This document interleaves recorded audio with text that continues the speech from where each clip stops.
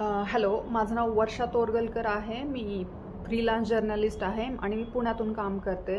मी एक मराठवाड्यातली स्टोरी केलेली आहे. मराठवाडा रिजन दुष्काळी म्हणून ओळखला जातो आणि शेतकरी आत्महत्यांचा इन्स्टन्सेस त्या रिजनमध्ये खूप जास्त आहेत. पण 2025 साली खूप मोठ्या प्रमाणात पाऊस पडला आणि खूप जास्त झालेल्या पावसामुळे शेतकऱ्यांचं आणि बाकीच्या लोकांचं पण मोठ्या प्रमाणात नुकसान झालं. त्यामुळे मानसिक आरोग्याच्या प्रमाणात 15 ते 20% वाढ झाली असं तिथल्या डॉक्टरांचं म्हणणं आहे.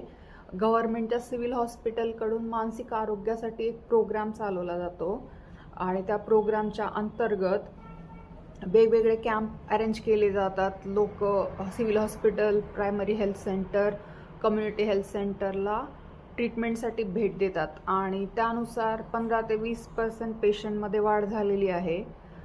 तर मी स्टोरी केलेली आहे mentality.org. प्लीज जरूर वाचा. थँक्यू. हॅलो, माझं नाव वर्षा तोरगलकर आहे. मी फ्रीलान्स जर्नलिस्ट आहे आणि मी पुण्यातून काम करते.